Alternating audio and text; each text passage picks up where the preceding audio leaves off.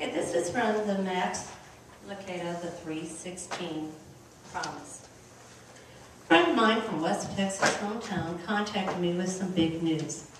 My father saw your mother's name in an unclaimed property column of the local newspaper. Couldn't imagine what the property might be. Dad died years ago. Mom lives near my sister in Arkansas. We sold our house. As far as I knew, we owned nothing in the city. Unclaimed property? I said. Sure, City Hall is obliged to list the names of folks who own these goods. You don't say. I'll send you the contact information. That was Sunday. His email arrived on Tuesday. That left me the better part of 48 hours to imagine what my folks, unbeknownst to their kids, had hoarded away. Initially, I was stumped. The Great Depression honed my parents into penny pinchers. They did to dollars what boa constrictors do to rats. Squeeze the life out of them. Then again, Dad worked as an oil field mechanic. Bobcatters roamed such parts. Did one convince him to quietly invest a few bucks in a long-shot oil well? Did he keep it from Mom lest she erupt? And now could it be that the well has oil? A petroleum gusher might mean millions, no zillions of barrels of black gold flowing from the Devonian treasure. And who is listed among the heirs but Jack Lucado? And who is listed among his heirs? Me. My imagination raced like a Formula One driver. This could be big. By Sunday evening, I'd funded my yet-to-be-born grandchildren's education. On Monday, I ended world hunger. Tuesday, as the email came, I was solving the AIDS crisis. I dialed the courthouse. The clerk remembered my mom and, with no small enthusiasm, affirmed, I've been hoping you'd call. Her paper shuffling, her voice mumbling, now where did I put that check? Check? I pulled a calculator out of my desk and limbered my fingers. Here it is, she exclaimed, speaking into the phone. Looks like we owe your mom some money. Whoa, this has been here a while. I drummed my fingers on my desk. Let's see, Mr. Lucado, where should we send this check? I gave her the address and waited. Looks like we owe your mom $350. Did she say 350 million? I collected myself. Well, she might mean thousands, whichever way to go, Dad. Yes, sir, your mother overpaid her final water bill by $3.50. Shall I send that today? Yeah, sure. Just put it in the mail. Some hopes fail to deliver. Some expectations sputter and flop like an untied balloon. Remember the shining armor boyfriend who became the heartbreaking two-timer? The fast-track promotion that landed you in the forgotten basement cubicle? The cross-country trip you made to find yourself? You found yourself, all right. You found yourself with higher rent and fewer friends. Life has letdowns, and how do you know Christ won't be one of them? Dare you believe that he gives what he promises to give? Life, eternal life? Whoever believes in him shall not perish, but have eternal life. What God gave Adam and Eve, he entrusted to you and me, a soul.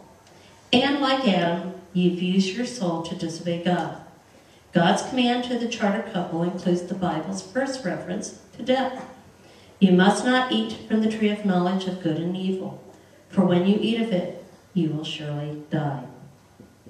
My daughter, Andrea, when elementary school age, asked a grown-up question. Dad, if God didn't want them to eat from the tree, why did he put it there?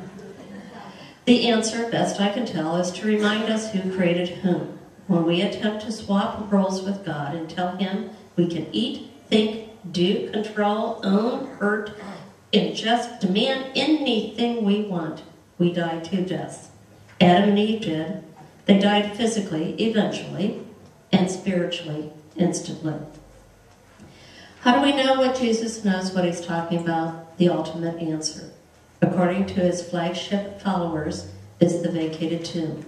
It was the disrupted grave that convinced the maiden Christians to cast their lots with Christ. Can Jesus actually replace death with life? He did a convincing job of his own. We can trust him because he has been there. He's been to Bethlehem wearing barn rags and hearing sheep crunch. He's been to Nazareth, where he made deadlines and paid bills, to Galilee, where he recruited direct reports, and to Jerusalem, where he stared down critics and stood up against cynics. Most of all, he's been to the grave. I remember that check from my hometown. I'm still waiting on it, not counting on it for much. The 350 promises to bring little, but the 316 promise, whoever believes in him shall not perish, but have eternal life. I've long since deposited that check, but it bears interest every day and will forever. Now, I was told to think about that. Well, today's theme is how we love as God's children. My 5th and 6th grade faith kids all picture God, our Father, as a man.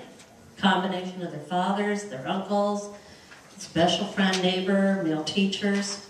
Their justification in this is Genesis 1:27. So God created humankind in his image. Therefore, they say, there is a minute identifier in each of us that is the image of God. They firmly grasp that they are a child of God. But how do we live as God's children? God spoke to Moses. He spoke all these words, the 10 Commandments that Pastor Peter shared. A pretty concrete list of how to live, right? Easy. No sweat. Piece of cake. It's not what we decided during Sunday school today.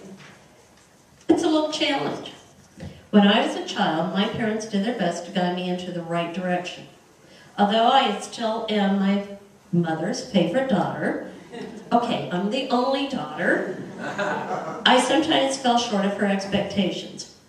But through it all, she still continued to love me and sacrifice for me. As a lifer Lutheran, I was taught that God sent his Son in order the world might be saved by him. That if we believed in him, we are not condemned. For as a child, we too fall short of what is expected of us. As we try to do good and accept and confess our shortcomings, it can be clearly seen that our deeds have been formed in God. Now, I took exception to Max Lucado's 3:16 promise. Something was missing, and that is the first part. For God so loved the world that he gave his only Son, so that whoever believes in him shall not perish, but have eternal life. God did that for us. The least we can do is remain faithful to his expectations. Thank you.